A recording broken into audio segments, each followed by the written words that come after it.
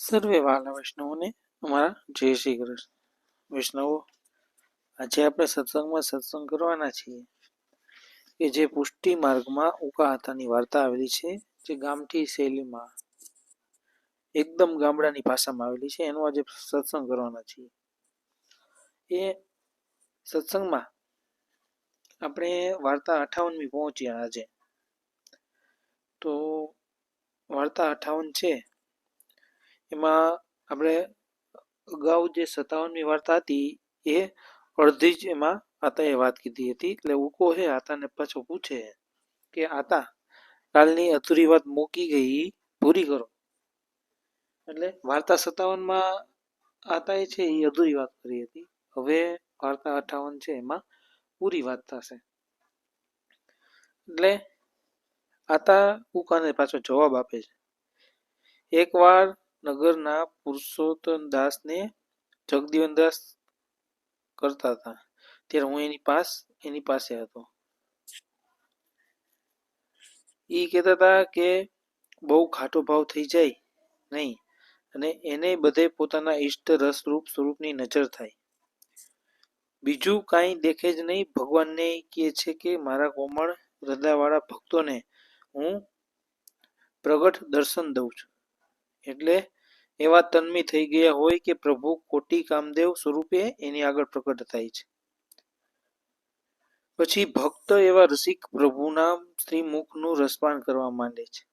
બધી ઇન્દ્રિયોથી એ સ્વરૂપ હારે અનુભવ કરે. સમજ્યો?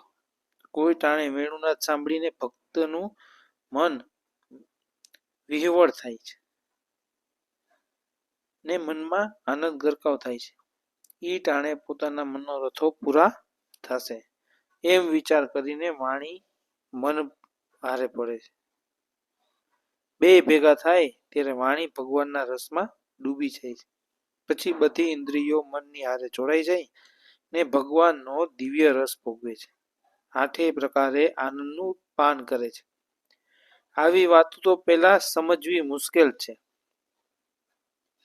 પછી ઉકાએ પાછું પૂછ્યું કે આતા 8 પ્રકારે પાન કરે એ તો હું ન સમજ્યો.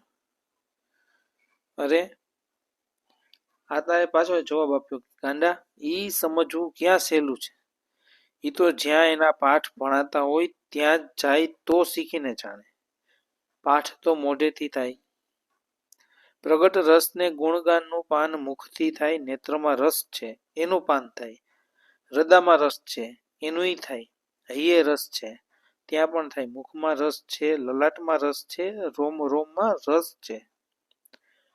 એમ જ્યાં રસ રૂપતા લાગતી જાય ત્યાં સમયે સમયે ભગવાનના રસનું પાન કરે છે. અને રસાત્મક પુરુષોત્તમની સાથે ભક્ત વિલાસ કરે છે.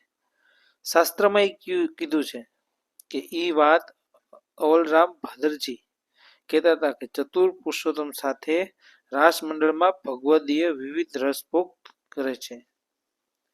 પછી બીજી વાત છે એ કાલે કરીશ એવું આતાએ ઉકાને જવાબ આપ્યો.